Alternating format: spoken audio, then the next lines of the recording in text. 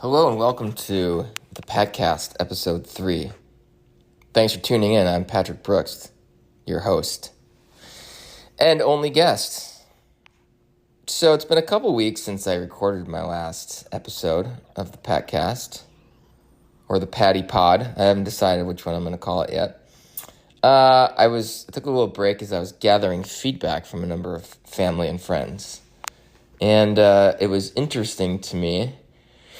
Everyone had a pretty different reaction. There were some common themes, kind of advice to pick a theme or to get right to a kind of a hook or something sort of, catchy, which I think is advice that a lot of writers get, especially essay and columnists and essay writers and columnists and bloggers and the type. Even novelists, though, too, I've heard that a lot. Like, your first sentence should really jump off the page. And I think that's great advice for somebody who is trying to make it financially successful, their project, because God knows there's mountains and mountains of books and blogs and columns. But I'm not really that interested in trying to make this necessarily my career or a significant revenue stream. It's really going to be a hobby for me.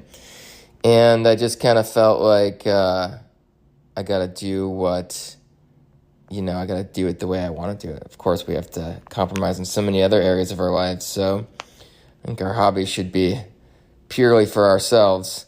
And if somebody gets something from this, then it was meant to be. And if not, it'll be my hobby. So one person that I sent it to pretty much liked it as is and didn't mind the lack of central theme or the lack of quick hook. So we'll see. Maybe this podcast will end up essentially being a voicemail to that person. A lengthy voicemail. In any case, this week I'm going to start by talking about my relationship with the outer. I think about the Beatles verse from "Within You, Without You," or just even the title of that song. It's sort of this idea of this transition between the inner and the outer is one that some spiritual authors have written about and talked about. And if you think about physics, just an examination of an atom is, I've come to learn, atoms they're not really these little things.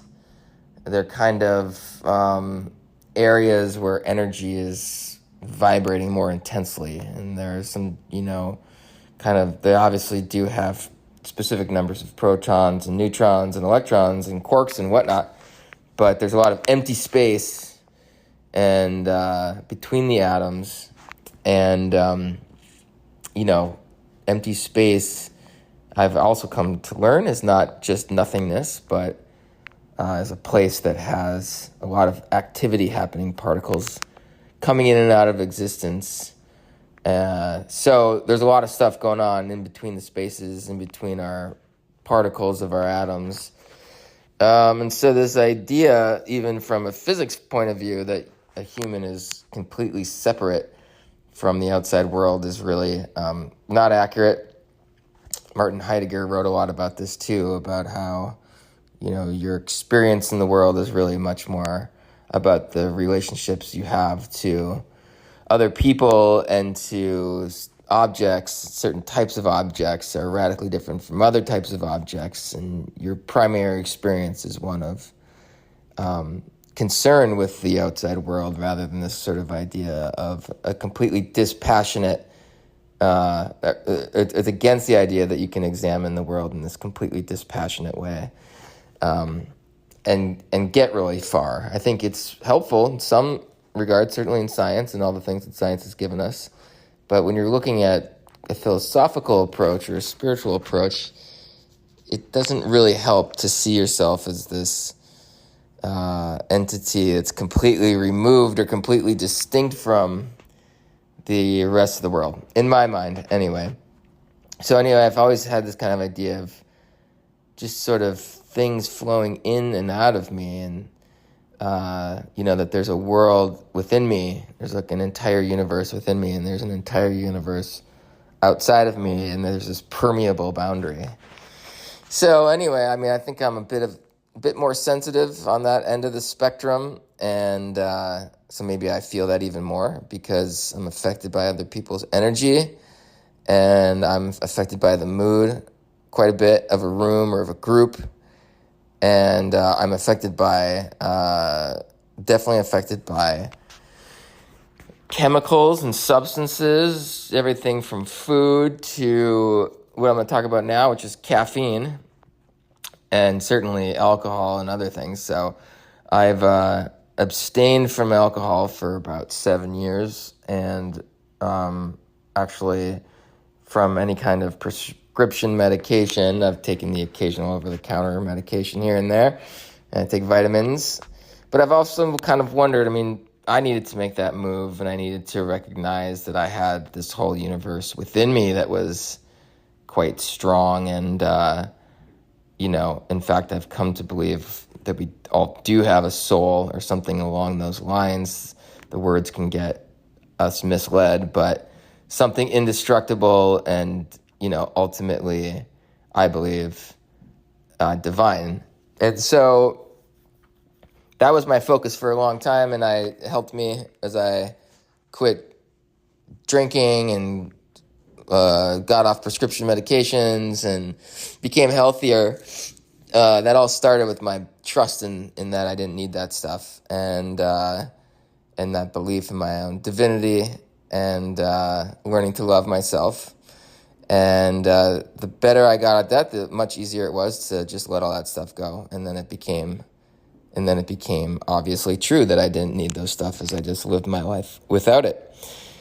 But sometimes I started thinking about, of course I do need some things from the outside. I need, obviously, food and water, and I take vitamins that have helped me a great deal. I used to have colds all the time, and I take a lot of vitamin C now, and that really helped me stop having these colds, which has been fantastic because those things really were a drag when they would come frequently. And I also gave up caffeine, actually, in an effort to feel better, to have less colds. I always had heard caffeine dehydrated people, and so I wanted to give my body as much of a chance as I could of fighting any kind of thing off, and so I decided to quit caffeine to help that. But I recently learned that it does not dehydrate you. Caffeine does not, if you are used to it, and it only really dehydrates you if you're not used to it, and essentially you're going to the bathroom a lot from it. It's diuretic effects. So I introduced a little caffeine into my life a couple months ago. Maybe once every month I'll have some, and I had some today, and boy, when you haven't had any, it can be a real rocket ship, especially if you're sensitive to chemicals. So, but it changes my patterns of thinking a little bit, and it's a bit of a painkiller, and I kind of like that idea that you have this of kind of finding this balance between your relationship between the inner and the outer, within you and without you. And I feel like a little bit of caffeine and a little caffeine buzz here and there is okay, and it makes me feel a little bit less what's the word, whatever the opposite of hedonistic is, I guess, kind of a teetotaling asceticism. I was sort of veering in that direction, I think. So I had a little caffeine ride today, and it's a little bit of a change. I've learned to be a little bit more chill with it. I had to do these little half-calf coffees, but there's a decent amount of caffeine in there. So that was an experience this morning. It's Sunday morning. It is November 13th today. It is report card season for me at my school and my work, so it's the busiest time of the year, one of the 3 busiest times of the year for me. I've learned to accept that gonna have a few busy times. I accepted this a while ago. I kind of made myself a rule, like a sort of general 10% rule, which is if 10% of the time I'm doing overtime, that's okay. If it gets much beyond there, then I start to resent it. And I probably do more than that technically because I work 9 to 10 hours a day, more like 9 hours a day most weeks. But I don't really ever work on the weekend outside of these busy times. So I think when I was younger, I put so much pressure on myself and stressed myself out so much with my work that the idea of working on weekends was just anathema to me. And I found that when I began teaching, which is a better fit for me, it's less of a burden to work overtime or on the weekend when I have to. But still, I've decided to set a boundary and limit it to just those 3 report card seasons. So got some of that done today. I worked a little bit on Friday. We had Friday off, and I worked a little bit on Friday on them, and I worked a little bit on Saturday, yesterday, and today's Sunday, and so I'm finished up. It rained here in New York, so we were unable to play roller hockey today, which is tough, but I did get to play yesterday. We're in an unfortunate weather pattern with climate change causing warmer weather deeper into the fall. That happened this year, and we were I have an outdoor ice hockey game that was supposed to start this Friday, the 11th, which got canceled because it was so warm this week. They were unable to make ice. I think it hit 70 at some point this week. Yesterday it was 65. It is clearly, we're feeling the effects of climate change, which is too bad, obviously, in a number of areas. But particularly for me, because I was really looking forward to starting the ice hockey season. When it starts, that gives me a Friday night game in addition to my Saturday and Sunday games, so a 50% increase in hockey. And what happens for me is I play roller hockey on Saturday and Sunday the whole year.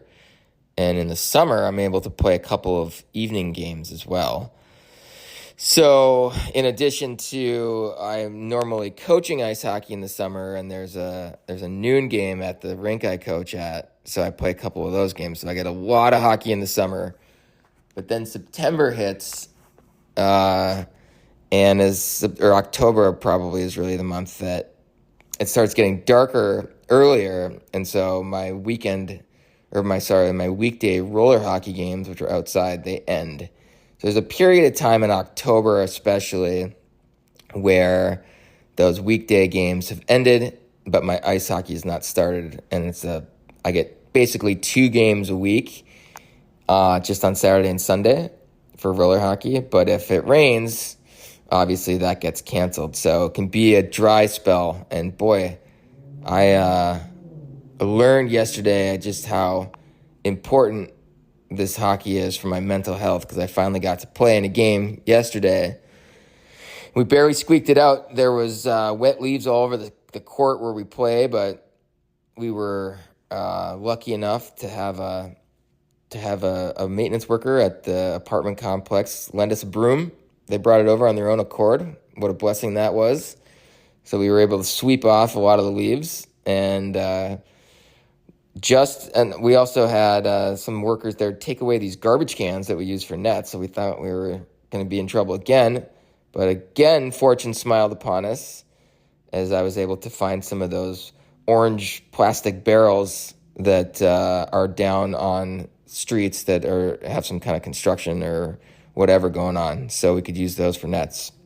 Anyway, I got my game in, came home and put my stuff out to dry, my hockey stuff, did a few other little things, finally got in the shower, and then after I showered, I just laid down on my bed for a minute, texting some friends, and boy, I felt tremendous. So it was, I guess it shouldn't be a surprise. I loved hockey when I was a kid, but I totally got away from it in college. And I don't know, when I was a kid, the goal was always to play Division I. That was every kid's goal that I was sort of playing with. It was, I guess, first to make the varsity high school team and then to play Division I. There were so few players from the United States that made it into the NHL that was kind of a pipe dream, we thought. But yeah, so Division I was sort of a realistic goal that a lot of kids had.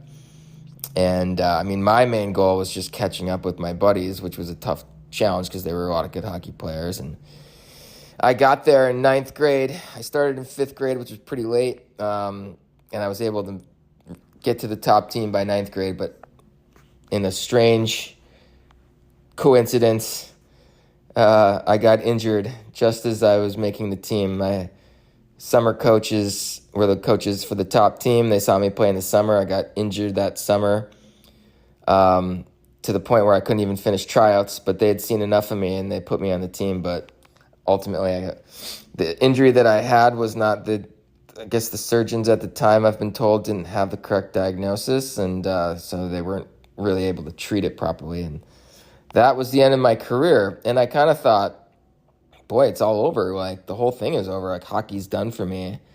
And I I had no idea how important it could be in my life beyond the college years. And it has been. And that's actually something I try to tell kids, that you can get so focused on going D1, or after that, I'm sure you're focused on trying to get into the NHL or some professional, have some kind of a professional career, but it can be a huge thing in your life as a hobby, as it has been for me. The social, the obviously the physical, and just the joy of it more than anything, to have this thing in your life that's just about you and it's just about joy. It's not about growing or learning or helping others or any of that stuff. And a lot of that comes with it. I've probably helped others more through helping organize games and just making friendships and being social and stuff like that. But, it never feels like that. It just feels like, party time. So that was yesterday. That was a little bit about hockey. I had the phrase in my head, I need to play hockey like a fish needs water. Speaking of Fish, Fish is my favorite band. I don't think I've discussed them too much on this podcast, but they are the cilantro of music, maybe more than any other group or band or composer that I've ever encountered. You either like Fish, you either love Fish or you hate Fish. And for those who don't know, Fish is a jam band, and if you don't know what that is, that's a band who improvises a lot. And so they have some songs that are just on the album are long. And some of they don't just improvise, but there's also some stuff that's really like composed, almost like a classical music piece, that they're usually is their lead singer, Trey Anastasio, who writes it. And he has these lengthy pieces, and there's some of them that are my favorite music in the world. And there's the beauty of loving Fish is there's so much to love. I mean, if you love the Rolling Stones, there's a number of albums, but the songs are 2 to 5 minutes, I would imagine. Fish, some of the songs, even without the live improvisation, can be 10, 12 minutes, and it's amazing. It's one of the biggest things in my life, and I love them, but I think it's funny. They are the cilantro of music. People that don't like them can't stand them, and they are very vocal about sharing that with you if you're a Fish fan.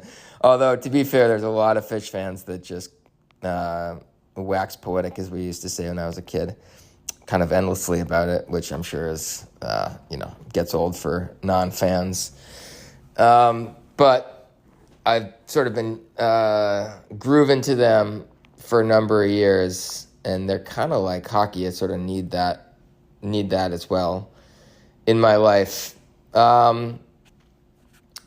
What else was I going to talk about? I'm just going to peek at my notes here because that's how we do it. Oh, for those of you that were listening to the previous episodes, actually, before we get into that, I do want to talk about one other thing, which is how much I love to watch people getting into their own music, even if it's not my thing. Um, I was listening to some jazz today, Wynton Marsalis, and you could just like this one guy did a solo of Summertime, the Gershwin tune, and man, he was just so into it. I thought it was good. It wasn't like my favorite thing in the world, but it was clearly an audience that liked that kind of music. But he got such an ovation, and it's just, man, if you can get those moments where you can find a song you love and kind of shut everything else out. I have this on the subway all the time. You know, you're on the subway and you can't really work. I mean, I don't bring my laptop on, and I just don't really work when I'm on the subway. And you're connected to the internet. I just kind of shut it all down, and I just listen to my music, and I tap my foot and nod my head a little. And to see someone else doing that, or even getting, like, I was watching a video of one of my favorite bands, and the woman was just rocking back and forth and just lost in her own singing. And what a moment, what a special, free kind of small, I mean, maybe not always free, but you can buy this music or subscribe to a service for not much money. And I don't know. I mean, that's the kind of stuff that I sort of focus on rather than accumulating a bunch of stuff, or spending a lot of hours, acquiring the money to accumulate a bunch of stuff. But anyway,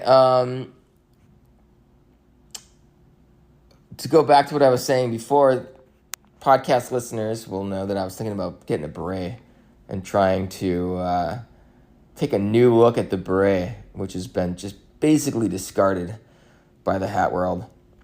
Went ahead and got one. I ordered a black beret, and I got one that was from a company that was just a touch more expensive than the other ones. They're all pretty cheap, probably all under $25. And this one was like, hey, we're legit berets. Like, don't get some cheap thing. And so I bought that. You gotta shape a beret, I learned, if you get like a real deal one with a little, like a ones that like a military man could wear. So I did that. You gotta dunk it in water, and then you got to wring it out, and then you gotta put it on your head and wear it for a couple hours until it dries, I guess. And then it's kind of like it keeps the sort of slouchy to the side look rather than being this big bulbous thing on the top of your head. I like it. You got to wear it. What you wear it with, I think, dictates a lot of how it comes across. I have a pea coat, and when I wear it with that, I look like a sailor, and I look like I'm in costume, like I'm trying to be a sailor. So I kind of realized I gotta be mindful about what I wear it with. But I think if you wear it with kind of regular clothes, then it doesn't look like you're in a costume, which is always a key thing in fashion. I remember hearing the people on the show Project Runway always saying that it was like a sort of a guiding rule of fashion is never make your the outfit look like it's a costume. So I don't know. I like playing around with it. I bought some black leather boots that are kind of sort of look a little bit on the dressier side, and I'm thinking about wearing those with the beret. I also bought a second beret, a gray one that is not as structured as the black one, and I kind of like it. I think it's even a touch more casual and less, sort of evokes less of the French painter or the Green Beret in the military.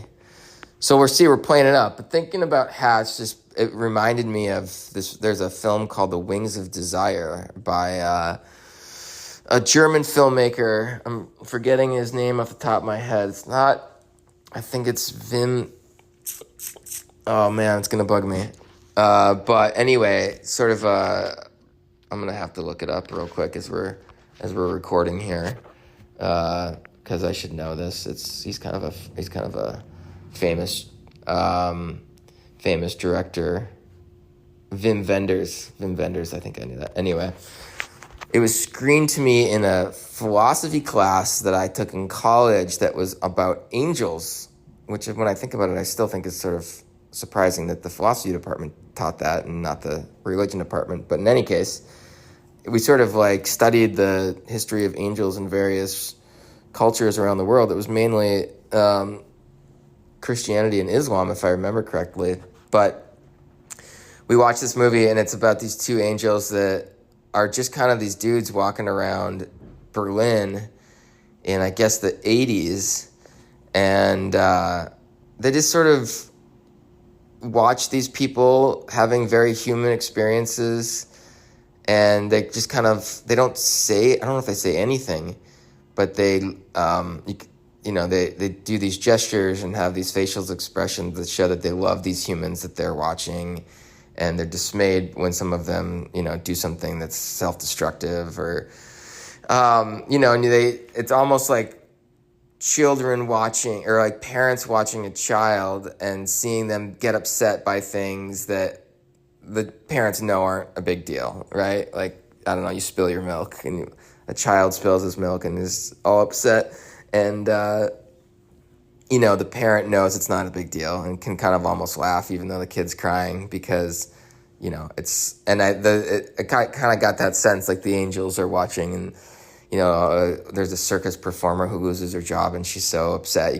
think we can hear her inner dialogue in the movie, and I don't know. And they also have these moments where there's one human played by the guy that plays Columbo. I'm forgetting his name right now, and he can talk to the angels. I think he can see them, and they have this little discussion about how fabulous it is to have a cup of coffee and a cigarette.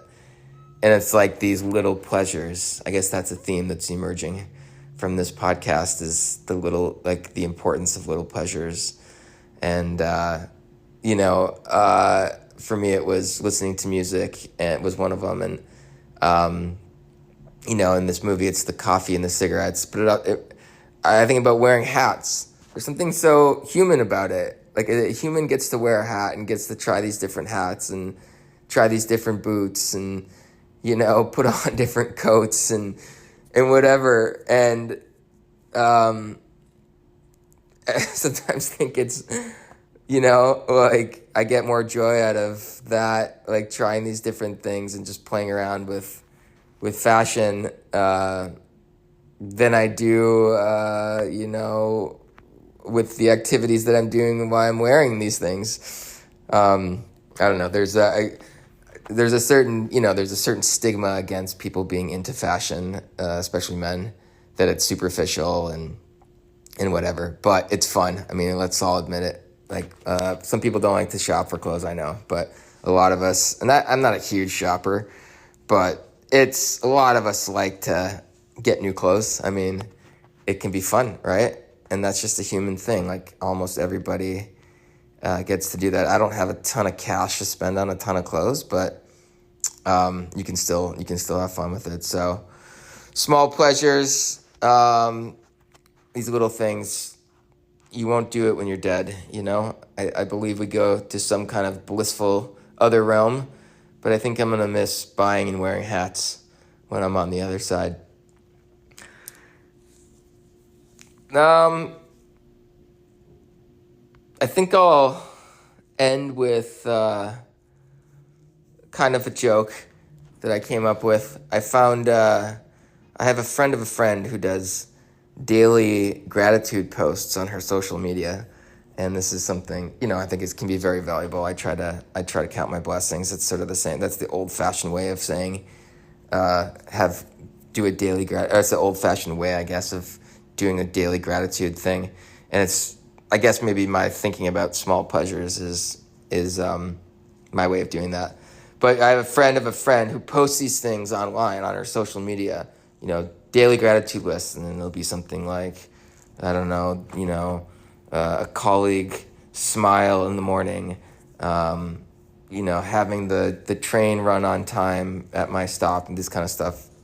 And I was thinking, I think the Irish, like if it was up to just the Irish, they maybe would develop a daily grievance list, right? And you just see a daily grievance, dash, subway delay after subway delay this morning.